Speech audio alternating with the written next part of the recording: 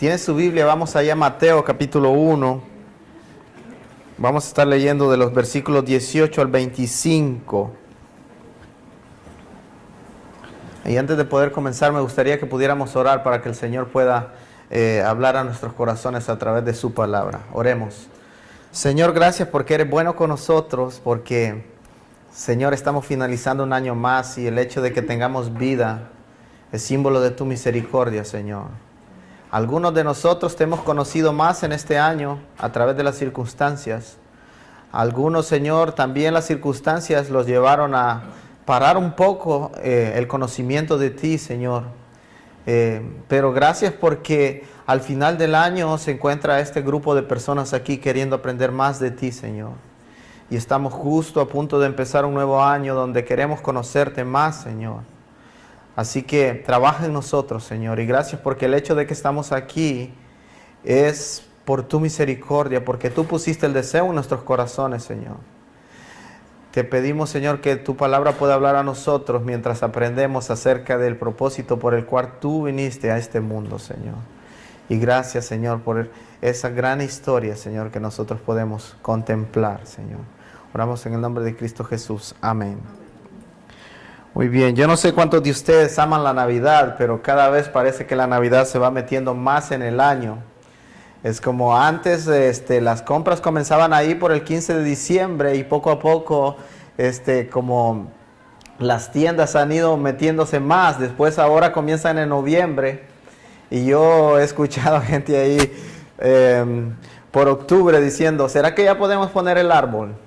Y comienza esta época a meterse más en la cultura. Interesante que para mí la Navidad por mucho tiempo fue algo desagradable. A partir de mis 10 años más o menos, yo disfrutaba muy poco la Navidad. Y creo que el hecho por el cual yo disfrutaba muy poco la Navidad era porque en mi país la Navidad es símbolo para los niños de ropa nueva. Es símbolo de reventar cohetes, es símbolo de celebración, las mejores comidas se van a comer ahí en la casa. Y gracias a Dios en mi familia siempre hubo algo bueno que comer. Yo no sé mis papás de dónde pedían prestado, pero siempre había comida buena ahí en mi casa. Pero la cosa la razón por la cual a mí me fue gustando menos fue porque en mi familia no había suficiente dinero para comprarme ropa nueva. Entonces mi mamá se iba ahí a los usados y decía, estos le pueden quedar a Abner, aunque son número 10, pero quizás ahí poniéndole papel por dentro le pueden quedar. Y después en la noche uno se ponía en los estrenos y tenía que salir y mostrarle a sus amigos la ropa que sus papás le habían comprado. Así que yo salía y a veces mi camisa era un poco grande, mi pantalón un poco grande también, todo de diferentes números, pero no mi talla. Entonces por esa razón a mí no me gustaba mucho la temporada de la Navidad.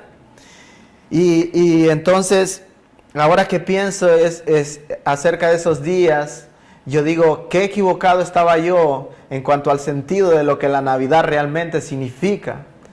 Y ahora que me hago la pregunta, ¿cuál es el verdadero significado de la Navidad? Me encanta la Navidad.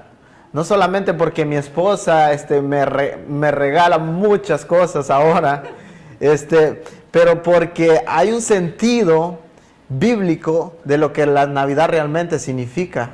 Y ese es el gozo de mi corazón, de saber de que el significado es que Dios vino a este mundo para estar con nosotros. Y justamente de eso vamos a estar hablando. ¿Por qué Dios tuvo que venir a este mundo? ¿Por qué lo hizo de esa manera? Porque cuando leemos la historia de la Navidad parece algo de ficción. Parece de esas películas de que dice, eso nunca puede pasar en la realidad. Y lo vemos pasar en la Biblia y decimos, wow, una mujer quedó embarazada sin estar todavía casada con un hombre. ¿Cómo puede eso pasar? Y después vinieron pastorcitos y le dijeron que fueran a adorar al niño y los pastores fueron y siguieron una estrella. Y vemos que todo eso parece una película, ¿no? Y de hecho, cuando yo me pongo a estudiar acerca de la Navidad, yo digo, yo no pudiera creer en esa historia que parece historia de ficción si no hubiesen estado todas las otras profecías que nosotros hemos estado estudiando estos días antes. Porque si Jesús no hubiera sido anunciado de esa manera, para mí sería, wow, esta historia está difícil de creer. De hecho, la mayoría de los que no creen en el cristianismo ponen eso como su más fuerte punto para decir, no creemos, porque ¿cómo vas a creer que pasó eso? Que Dios vino y se encarnó en un niñito. ¿Cómo puede caber eso en tu mente? Preguntan ellos. Pero las profecías lo anunciaron muchos años y después podemos ir viendo cómo en Jesús se fueron cumpliendo todas esas cosas. Y hoy justamente vamos a hablar del nacimiento de Jesús y quiero que vaya ahí conmigo a Mateo capítulo 1, versículos del 18 al 24. Y si me sigue con la lectura, dice, el nacimiento de Jesucristo fue así, versículo 18. Estando desposada María, su madre, con José, antes de que se juntase, se halló que había concebido del Espíritu Santo. José, su marido, como era justo y no quería infamarla, quiso dejarla secretamente. Y pensando él en esto, he aquí un ángel del Señor se le apareció en sueños y dijo, José, hijo de David, no temas recibir a María tu mujer, por lo que en ella ha sido engendrado del Espíritu Santo es. Y dará a luz un hijo y llamará su nombre Jesús, porque él salvará a su pueblo de sus pecados. Todo esto aconteció para que se cumpliese lo dicho por el Señor por medio del profeta, cuando dijo, he aquí una virgen concebirá y dará a luz un hijo y llamará su nombre Emmanuel, que traducido es Dios con nosotros. Y despertando José del sueño, hizo como el ángel del Señor le había mandado y recibió a su mujer. El último versículo dice el 25, pero no la conoció hasta que dio a luz a su hijo primogénito y le puso por nombre Jesús. El mensaje central de la Navidad, queridos hermanos, se encuentra en el versículo 21. Y si usted lo tiene ahí puede leerlo. Dice, y dará a luz un hijo, hablando de María, y le pondrá por nombre Jesús. Porque él salvará a su pueblo, ¿de qué? De sus pecados. Dios, viendo que nosotros, por más que nosotros nos esforzáramos, jamás podríamos llegar a Él, Él tuvo que venir. Y vino con ese infinito amor a este mundo, se hizo carne, habitó entre nosotros. Hermano, Jesús, siendo completamente Dios, se hizo al mismo tiempo completamente hombre. Y eso es muy difícil de entender. ¿Cómo Dios... ¿Cómo alguien, un ser humano, puede ser también completamente Dios? Pero vimos a Jesús haciendo muchos milagros, resucitando muertos, sanando enfermos, demostrando de que Él realmente era Dios. Y si Jesús no hubiera resucitado después de ser sepultado, Jesús no pudiese ser considerado como Dios. Pero las mujeres fueron y lo buscaron ahí en el sepulcro y no lo encontraron. De hecho, si los hombres que cuidaban el cuerpo de Jesús dejaban salir a Jesús, seguramente prácticamente la muerte les esperaba. Así que no fue un trato de que le dijeron a los guardias, ¿sabes qué? Te damos tantas piezas de plata para que dejes salir a este hombre y después dices que la piedra se movió milagrosamente. Porque ellos sabían de que si aceptaban eso, iban a morir. Así que esta historia que parece una historia de ficción, hermanos, es real. Y tenemos que ver cuáles son las implicaciones del nacimiento de Jesús. Si Jesús no hubiese venido aquí a este mundo, nosotros no tuviéramos esperanza. De hecho, esta reunión sería una pérdida de tiempo para nosotros. En vez de estar allá ganando dinero, trabajando o descansando, esta sería una pérdida de tiempo. Pero no es una pérdida de tiempo porque estamos aquí para conocer a ese Dios que vino para estar con nosotros y sentir lo que nosotros sentimos y pasar por lo que nosotros pasamos, para que en el momento que nosotros pasemos por diferentes circunstancias podamos acudir a Él. Y yo no sé si usted se identifica con personas que han pasado por lo mismo que usted, pero cuando alguien pasa por algo que usted ha pasado, usted se identifica totalmente con esa persona y dice, sí, esta persona es la que quiero escuchar, con esta persona yo quiero hablar. Por eso, cuando venimos a Dios, venimos con toda la confianza, sabiendo de que Él ha experimentado todas las cosas que nosotros pasamos en este mundo. Entonces, para algunas personas la encarnación de Jesús no tiene sentido, y mucho menos sería fácilmente aceptado por los judíos. Porque los judíos veían a Dios como ese Dios todopoderoso que está allá.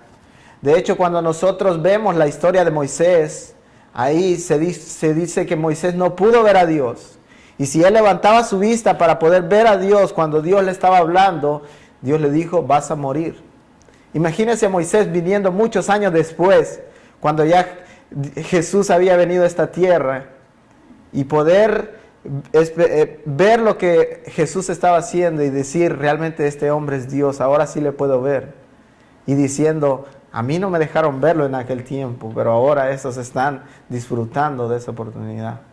Porque la Biblia dice, el que me ha visto a mí, dijo Jesús, ha visto a Dios. Entonces muchas personas experimentaron eso. El que está con Jesús está con Dios, porque Jesús es Dios. Así que para los judíos era algo súper lejano. Para los romanos y los griegos, el hecho de que Dios pudiera encarnarse en un niño era más fácil de aceptar. Porque para ellos el Dios o los dioses estaban en todo. Es como en la India. Los dioses están en todo. Está una ratita por ahí y dicen, posiblemente ese sea un dios o un familiar. Está una vaca por ahí y dice, adentro de esa vaca está Dios. Entonces la idea para los romanos y para los griegos era que Dios está en todo. Quizás Dios está ahí en esa silla. Entonces el hecho de que Dios pudiera encarnarse en un niño era más fácil para ellos aceptar la idea, pero para los judíos no. De hecho, los judíos ni siquiera pronunciaban el nombre de Dios, no pronunciaban el nombre Yahvé. Ellos ponían ahí, cuando escribían el nombre, unas mayúsculas que no se podían pronunciar, no habían vocales ahí en ese nombre, para no decir el nombre de Dios, porque ellos decían, ese Dios es tan sagrado que nosotros nunca podemos acercarnos a Él. Nosotros lo escuchamos cuando Él nos habla, cuando Él se le aparece a un profeta, pero nosotros no podemos estar con ese Dios. Pero la idea del cristianismo es hermosa, porque ahora nosotros decimos, yo estoy con Dios. Dios vino a sentir lo que yo siento. Dios vino para estar conmigo. Dios vino para que yo pudiera disfrutarle. Y eso, hermanos, es valioso. Es valioso porque cuando usted vaya a través de la vida, va a sentir de que usted necesita a ese Dios. Entonces Jesús no aparece como esos dioses griegos que nosotros vemos, que aparecen un hombre musculoso, y cuando usted estudia lo que ellos creían acerca de esos dioses, ellos pensaban que esos dioses súper musculosos así tenían superpoderes que podían ayudarlos a ellos. Pero Jesús vino y apareció como un niño indefenso. Yo no sé si aquellos que tienen hijos han visto todo lo que tienen que hacer para poder ayudar a un bebé. Ese niño indefenso, incapaz de hacer otra cosa más que estar, ¿qué? Acostado. Me llama la atención cuando la gente publica la foto de los recién nacidos y dice, el trabajo de mi hijo es dice, comer, después hacer pum y después dormir.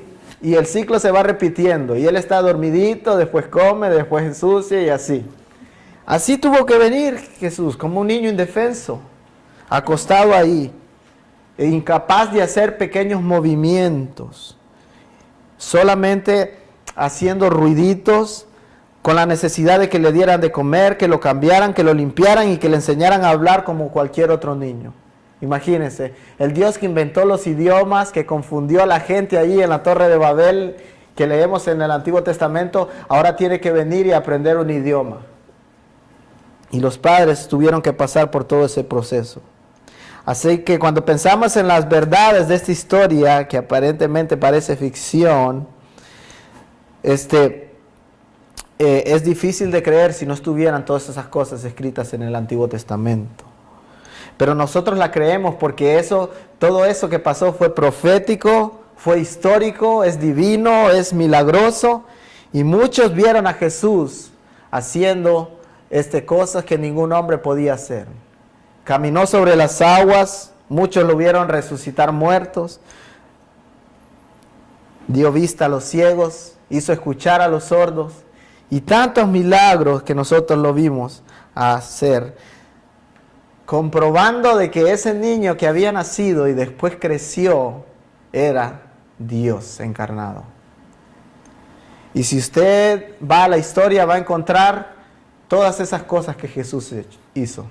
De hecho, vaya a la historia si usted quiere y no lea personas cristianas, lea historiadores que escribieron fuera del cristianismo, que no eran cristianos y dijeron, Jesús hizo esto, esto, esto y esto.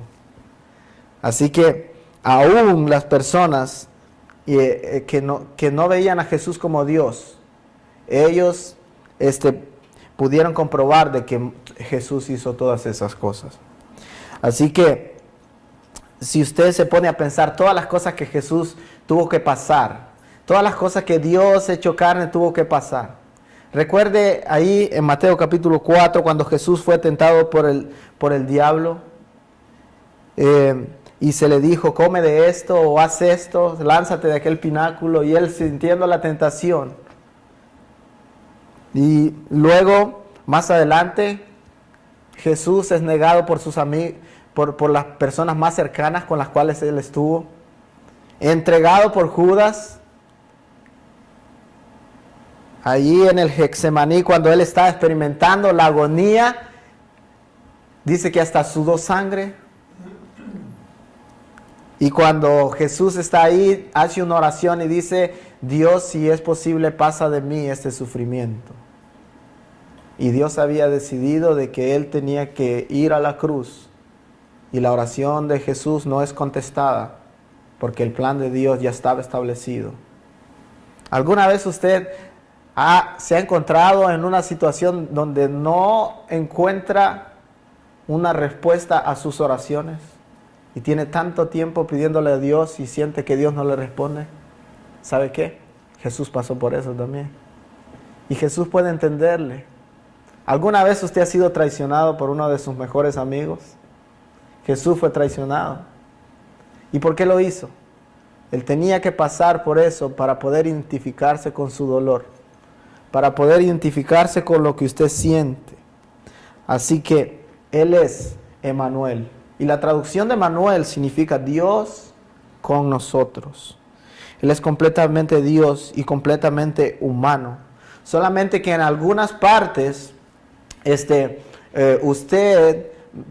Jesús se limitó su poder divino.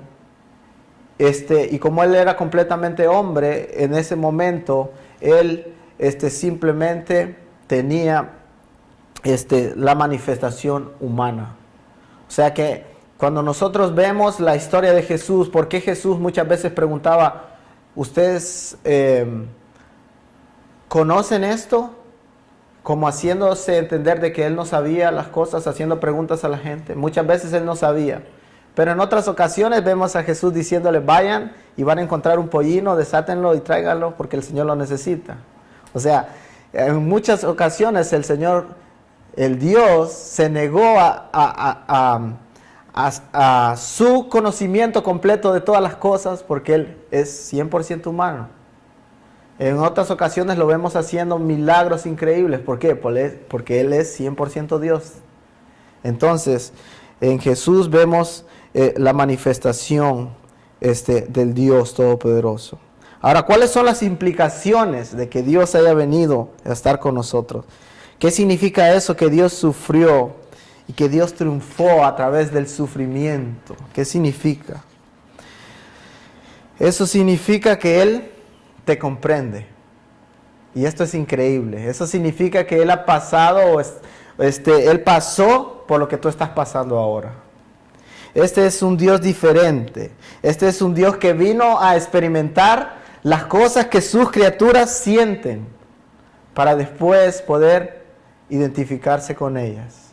Para que después Él escuche tus oraciones y las cosas que tú tienes que decirle, y Dios está arriba diciendo, ¿sabes qué? Yo te comprendo totalmente por lo que estás pasando, porque yo lo pasé ahí cuando estuve ahí abajo. Así que después de identificarse con el sufrimiento, Dios puede entendernos mejor cuando nosotros sufrimos. Así que te han traicionado, Jesús pasó por eso. Te has quedado solo, Jesús pasó por eso. Todos sus discípulos lo abandonaron en el momento que Él fue arrestado. Te has enfrentado a la muerte, Jesús también. Te han perseguido, Jesús también. ¿No has encontrado respuesta en algunas de tus oraciones? Tampoco Jesús las encontró. Así que nuestro Señor ha pasado por todas esas circunstancias y Él sabe exactamente tu situación, por lo que estás pasando. No estás solo, Él te comprende. Yo quiero que leamos ahí un pasaje bíblico en Hebreos 2, 17 al 18, si tienes su Biblia. Y este pasaje es increíble, dice, por lo cual decía ser en todo semejante a sus hermanos, hablando de los seres humanos, para venir a ser misericordioso y fiel, sumo sacerdote en lo que Dios refiere, para expiar los pecados del pueblo, pues en cuanto él mismo siendo tentado es poderoso para socorrer a los que son tentados. ¿Te das cuenta por lo que Jesús pasó? ¿Te das cuenta para qué Él tuvo que pasar por eso? Una de las razones está en ese mismo versículo que acabamos de leer, dice, para expiar los pecados del pueblo. Dios tuvo que venir a este mundo porque a pesar de que cualquier hombre podía morir, de hecho 2 hombres murieron ahí con Jesús en el momento de la crucifixión, pero nadie podía ser capaz de poder perdonar todos los pecados de la humanidad, solamente Dios mismo. Ahora lo interesante es que Dios no dice simplemente los perdono, humanos, ustedes son mi creación, yo los perdono, porque eso iría en contra del carácter de Dios, porque Dios es también completamente justo. O sea, le fallaron a Dios los humanos, Dios tiene que castigar a los humanos, al menos que alguien pague por ellos. Y Dios dijo, pues yo mismo voy a pagar por ellos. Yo no puedo simplemente perdonarlos porque eso no me hace un Dios justo. Entonces yo tengo que castigar a alguien. Y Dios envía a Jesús para que Él pueda cargar con todos los pecados de la humanidad, castigándolo, humillándolo, poniéndolo en la cruz y pasándolo por todo el sufrimiento que Él pasó, para que tú y yo pudiéramos tener libertad. Yo no sé si esto te trae un pensamiento de agradecimiento, de saber, Dios, tú me perdonaste todos los pecados y yo era merecedor de tu ira por haberte fallado, pero tú decidiste enviar a tu Hijo para morir por mis pecados. ¿Sabe qué? Eso que Jesús hizo, lo que hace en mi vida ahora es simplemente ayudarme a vivir una vida santa para Él. Decir, tú hiciste todo eso por mí, ahora Señor, yo no tengo otra cosa más que hacer que rendirte mi vida por completa, porque tú compraste mi vida con tu sangre y ahora yo quiero vivir para ti. De hecho, creo que aquellos que han llegado a comprender el cristianismo de esta manera, llegan a comprender ese principio, de que alguien se dio del todo por ellos, por lo tanto, ellos deciden entregar voluntariamente, por amor, porque alguien los amó primero, deciden entregarse a Cristo Jesús. Así que, ¿qué más pruebas queremos, hermanos, de que somos amados por Él? ¿Qué más pruebas queremos de que hay alguien que nos escucha y nos entiende? Él es nuestro admirable consejero, dice la palabra de Dios, nuestro príncipe de paz, aquel que trae paz a nuestros corazones, nuestra esperanza. Él resucitó, dice, como el primogénito de entre los muertos, para darnos la esperanza de que un día nosotros, aunque muramos aquí en esta tierra, vamos a resucitar con Él. Él es nuestro consuelo cuando pasamos por momentos difíciles, nuestro pronto auxilio, dice, en las tribulaciones, nuestro amparo y fortaleza. Él es Emmanuel, Dios con nosotros. Así que vemos ahorita en esta temporada millones de personas cantando acerca de la Navidad, acerca de Emmanuel. Y la pregunta que se me venía a mí a la mente es, ¿será que en verdad Dios está con esas personas? ¿Será que en verdad ellos tienen una relación con Dios? ¿O simplemente cantan esas cancioncitas que dicen Navidad, Navidad? Hoy es Navidad, es un día de alegría y felicidad. La mayoría de las personas tienen una alegría falsa o temporal. ¿Por qué? Porque no tienen al Dios que vino para estar con ellos. Así que no perdamos la oportunidad, hermanos, de entender el verdadero significado de la Navidad, que es estar con Jesús. Y si tú no estás en una relación con Jesús, hoy puede ser el día donde tú comiences una relación con Él. Puse aquí, muchas personas han escuchado de Él, hablando de Jesús, pero muy pocos le conocen a Él. Y este es un desafío del cual vamos a estar predicando la próxima semana, y es que nosotros fuimos creados para conocerle a Él. Y yo espero que usted en este fin de año usted pueda examinar su vida y decir, ¿cuánto más le conocí a Dios en este año? ¿Cuánto le obedecí a Dios en este año? Y este mensaje no es para regañarlos, más bien este mensaje es para recordarles de que las puertas, los brazos de Dios siguen abiertos, diciendo, si tienes vida este nuevo año que viene, te sigo dando la oportunidad para que me obedezcas. Porque el Señor en su primera venida vino como ese Dios misericordioso, quien tiene toda la paciencia del mundo, y aun cuando nosotros le hemos rechazado muchas veces, Él sigue diciendo, ven, ven, yo quiero que estés conmigo. Y me hace recordar en mi vida cuántas veces mis amigos me invitaron y me decían, vamos a la iglesia, necesitas tener una relación con Dios, necesitas obedecerle. Y yo decía, no, yo estoy bien. Y el Señor, con su paciencia, mandando personas para que me ayudaran. Y venía una y otra persona, y yo les decía, no, yo no quiero eso.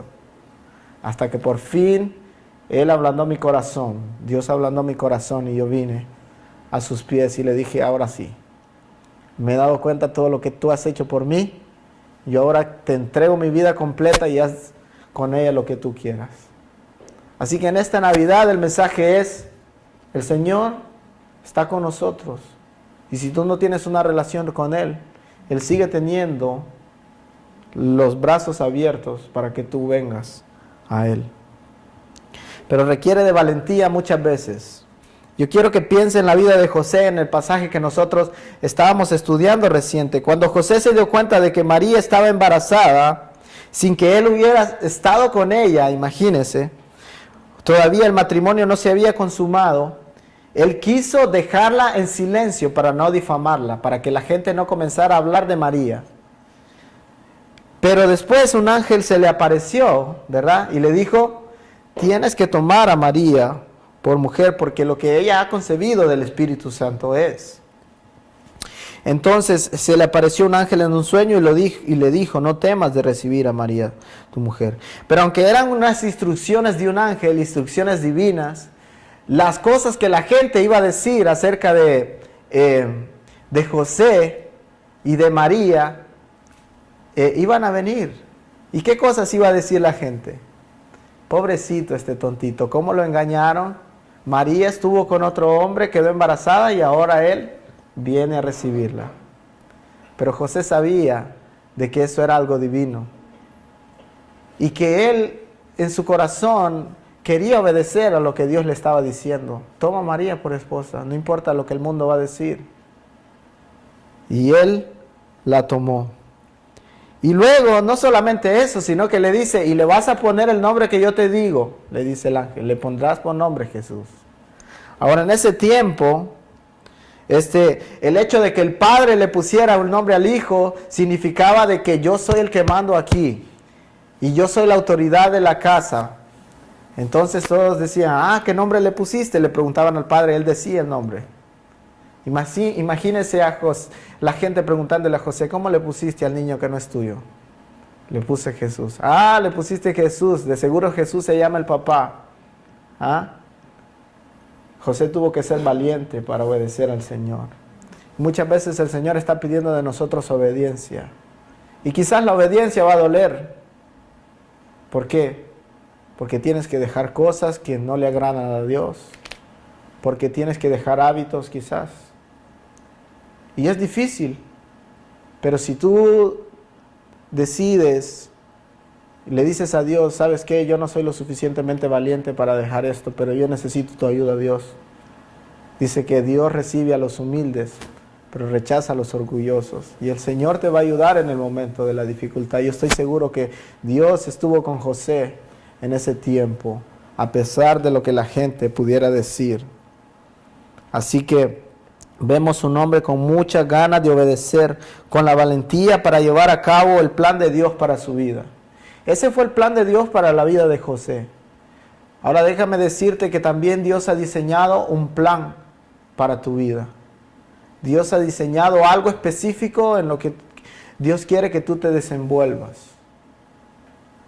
Y el hecho de llevar a cabo ese plan muchas veces va a requerir de ti que seas una persona valiente. Y que vengas a Dios y le digas, sí, estoy dispuesto a obedecerte, no importa la dificultad o la vergüenza o las cosas que tenga que dejar con tal de obedecerte. Así que el mensaje de la Navidad es, Dios está esperando todavía personas que le obedezcan y vengan a Él.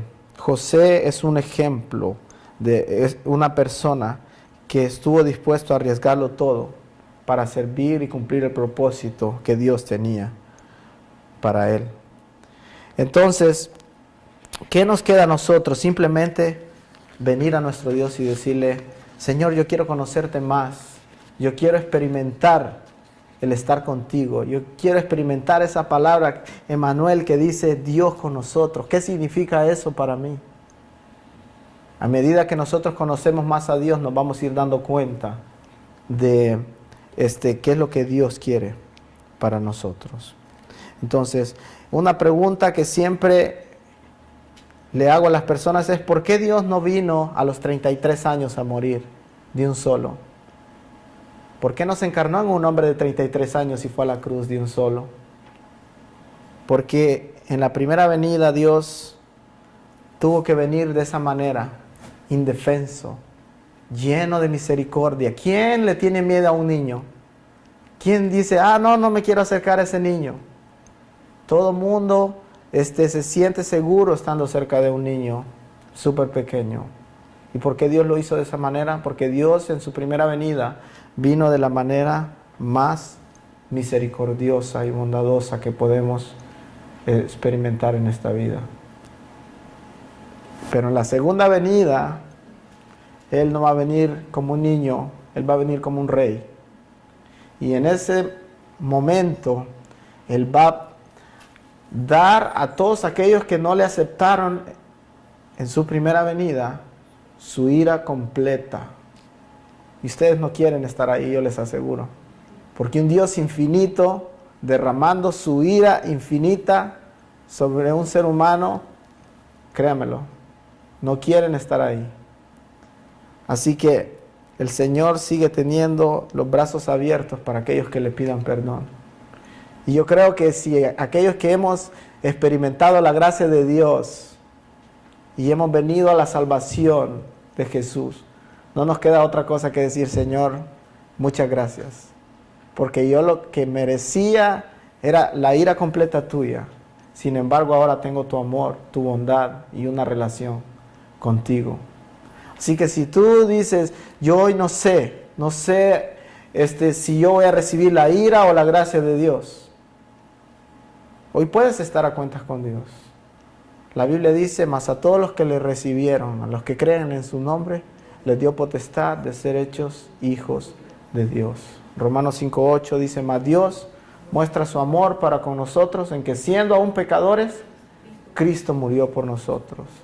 Juan 3:16, tanto amó Dios al mundo, que envió a su Hijo unigénito, para que todo aquel que en Él cree no se pierda, sino que tenga vida eterna. Ese es el mensaje de la Navidad. Dios enviando a su Hijo para rescatar y salvar lo que se había perdido. Y un día nosotros estuvimos ahí. Yo creo que hoy lo único que nos queda es decirle, Señor, gracias por esta temporada donde nosotros podemos recordar quiénes fuimos y lo que ahora somos en ti. Totalmente perdonados, con una eternidad segura, porque alguien recibió la ira completa tuya pagando por los pecados que nosotros deberíamos pagar. Oremos y tengamos un tiempo para agradecerle al Señor.